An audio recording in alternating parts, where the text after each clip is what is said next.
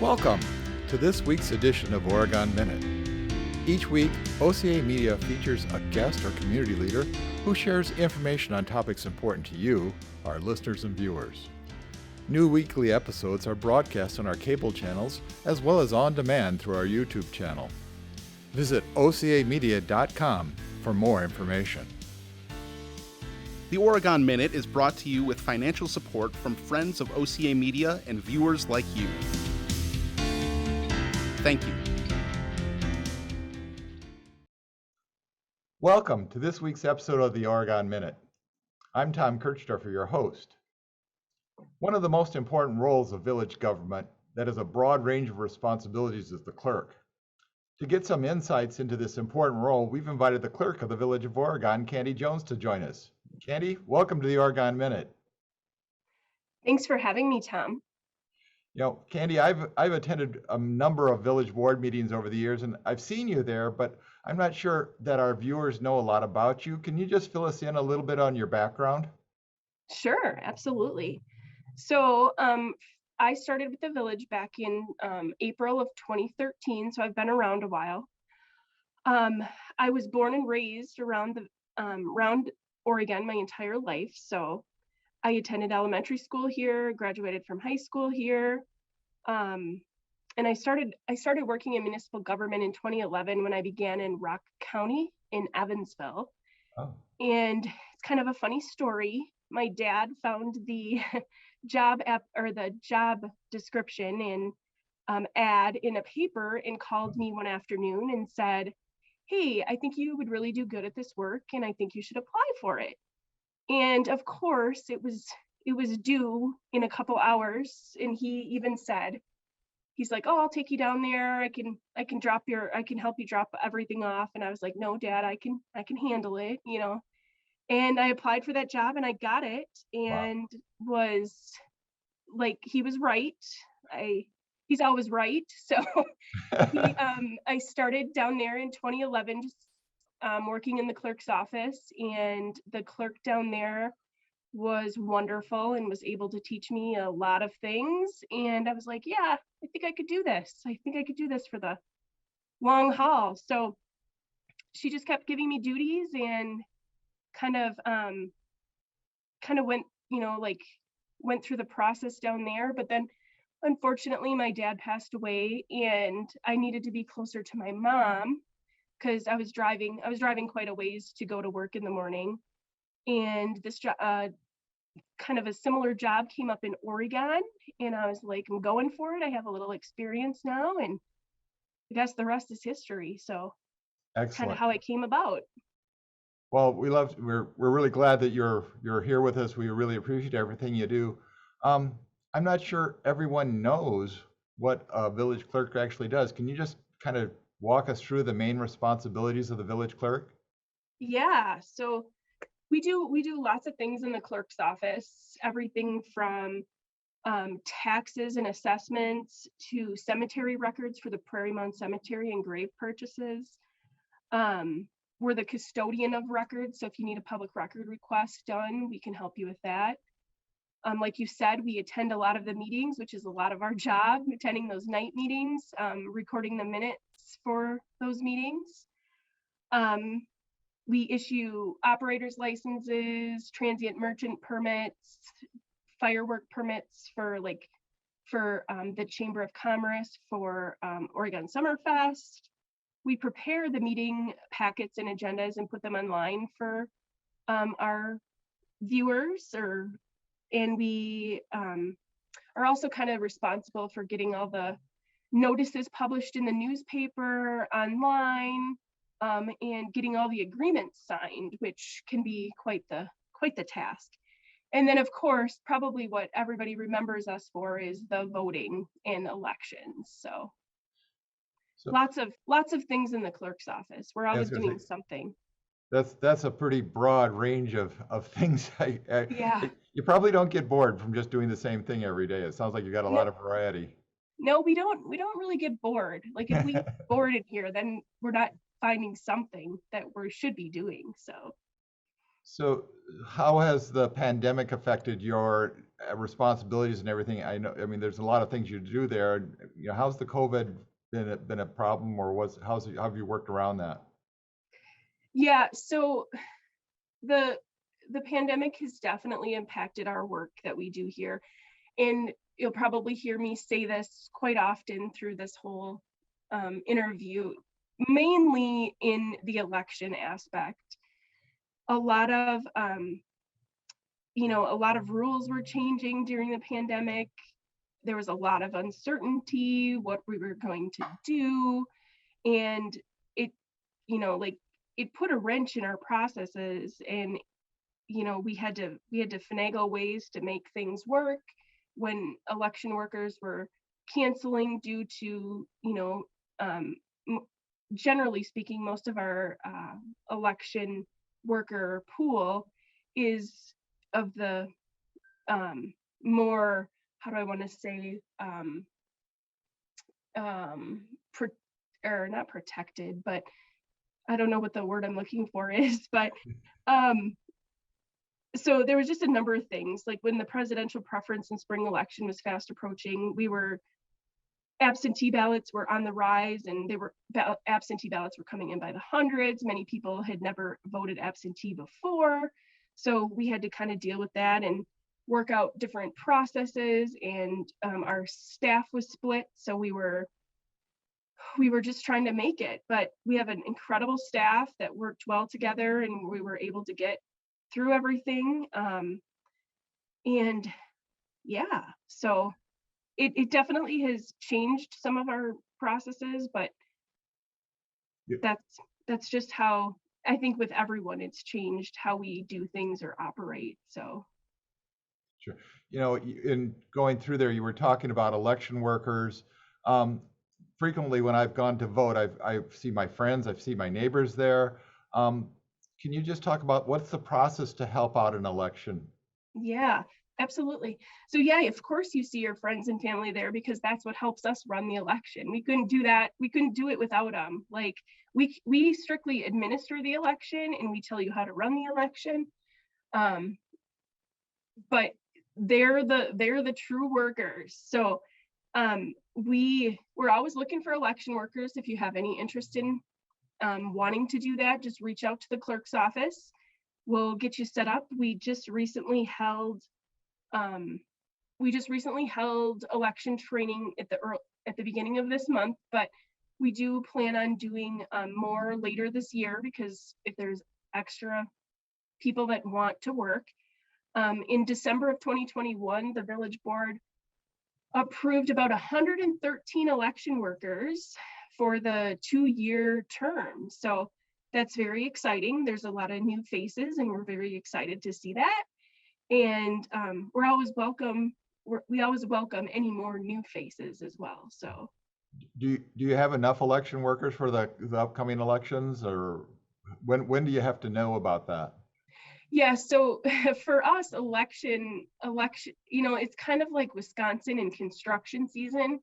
Like the clerk's office is either in election season or not. And a lot of the times it seems like we're always in election season. So we are, the village's fabulous deputy clerk has been working on schedules for probably a good, month and a half to 2 months now. So we're actually sitting pretty well, and we're very thankful for that. So we thank all of our election workers. So we're sitting pretty good for right now. Okay. So the other day I went to drop off my water bill at the village hall, and I noticed that the drop box that I've always used was taped over, and there was a sign on there that said there was a lawsuit. Can you just tell us a little bit about what's going on with that? Yeah, I sure can. I don't know if anybody hasn't heard, there is some litigation over in Waukesha County and over drop boxes and them deeming it unlawful. So out of protection for everybody's vote here in the village, it was a decision made to close the drop box in its entirety so that an absentee ballot wouldn't accidentally be put in the box. And I want to personally apologize to everyone for the inconvenience, but it's just temporarily closed until April 6th, and reopen the box. And when the case is heard out of Waukesha County, we may have updates, and you can follow us on Facebook and stuff too for updates on that. So, so we mentioned there that we have an election coming up here in April. Can you tell us what's on the ballot, what the dates are, Yeah. what things we should know about on that ballot for that particular election? Yeah, so it's the spring election. So it's, municipal races, school board races, and some circuit court races. It's April 5th, like you said, and the polls are open from 7 a.m. to 8 p.m. And people have already begun requesting absentee ballots. We actually mailed absentee ballots out on March 15th for anyone that has a request on file. So I think I saw the mail already today, and there was a bunch back in there already. So that's a good indication that everybody should have received them. So they yeah, April. Okay, so April 5th, and what was your other question? I'm sorry. I guess part of this is we've got the new village hall coming. Are we still returning to the village hall to vote? Are there any other places to vote? Perfect, thank you. Yeah, actually, we're not using the new village hall yet. It's so funny how we've determined, like, the current village hall, we've already named it the old village hall. So, but everything for this election will be for in-person voting will take place here. And in-person voting starts on March 22nd. And so the 22nd through the 25th will be voting 7:30 to 4:30. March 28th through the 30th will be 7:30 to 4:30. But March 31st and April 1st will be open from 7:30 to 5. So during that time, you can come in and you can vote, and you can also register. So okay. I'm just going to back up a little bit, because registration has a couple different parts in the election world, and we're now in what we call late registration. So you can't just mail in a registration form anymore, because that cutoff was on the 16th of March. So now you have to physically either come into Village Hall within those dates, or you can also register on election day. So as far as the polling places go, the polling places, there was some redistricting that happened in 2021, but for the most part, your polling place should have remained the same. And you can check that out on My Vote, and you can just go to Google and type in My Vote Wisconsin, and that can show you your ballot, can show you if you're registered, and can show you where your polling place is. But if anyone remembers, the pandemic did put a strain on our polling places, and we were holding everything here at Village Hall, but we now are going to move back out to the People's United Methodist Church for this election, because just the number of absentees aren't what we were seeing in the pandemic. So if you are in wards 1, 5, 6, and 11, you're going to vote here at the community room at 117 Spring Street. If you're in wards 2, 3, 4, and 12, you're going to vote here in the boardroom at 117 Spring Street. And if you're in wards 7 through 10, 13, and 14, you're going to be out at the People's United Methodist Church out at 103 Alpine Parkway. Oh, and okay. Some of you may be asking, what's my ward number? You can look on that My Vote website, or you can give us a call. We'll help you out any way we can. Okay. Well, that's important information to know, because you don't want to make 2 trips, and it's already hard enough to get there to vote one time. Yes, exactly. So I guess, do you have any timing at all as far as polling places and in the new Village Hall, how that's going to impact things? Well, we don't really know as far as the construction goes of the new building yet, but we will definitely have a lot of communications with the public on when we do choose or what we will choose for polling locations. But that's the fabulous thing about the My Vote website, is you can look everything up right there. So and they can change, like as we learned in 2020, they can change unexpectedly, but our goal is to cause as less confusion as possible and get everybody that wants to vote the chance. So. The other day I was actually watching the cable access station. I saw a public service announcement where there were several village clerks from around the state of Wisconsin. They were talking about confidence in the election process. And can you just talk about that a little bit? Yeah, sure, absolutely. I think we can probably all agree social media and news stations have benefits to get information out to the public quickly.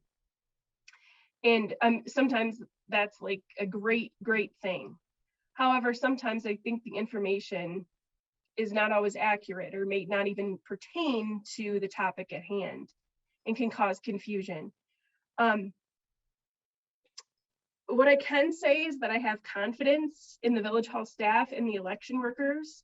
They do an amazing job, and I have nothing but admiration for people who want to be involved in the election process.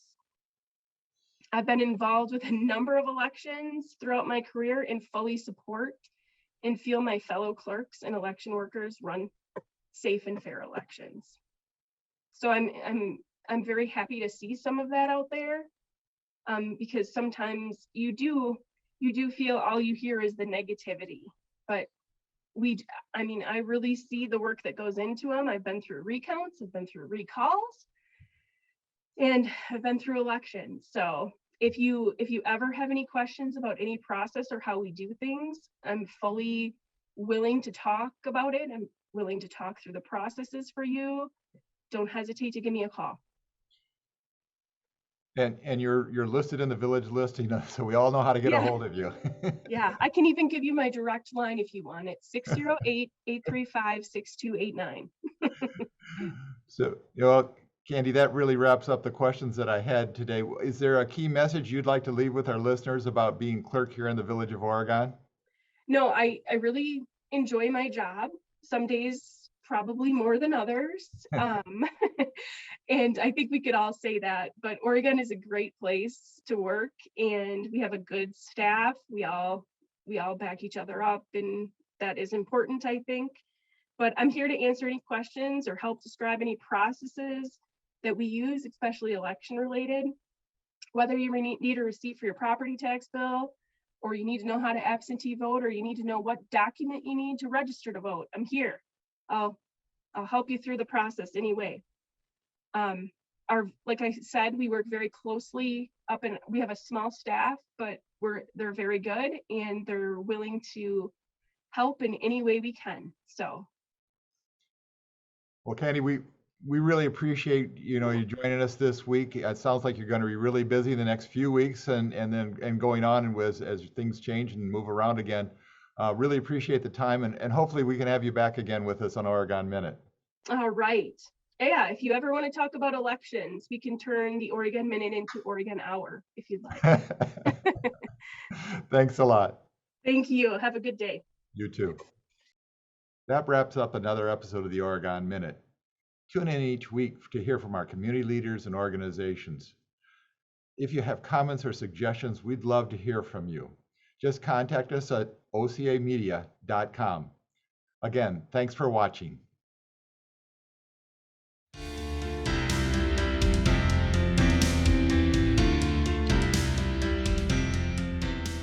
You're watching OCA Media, your Oregon Community Access Station.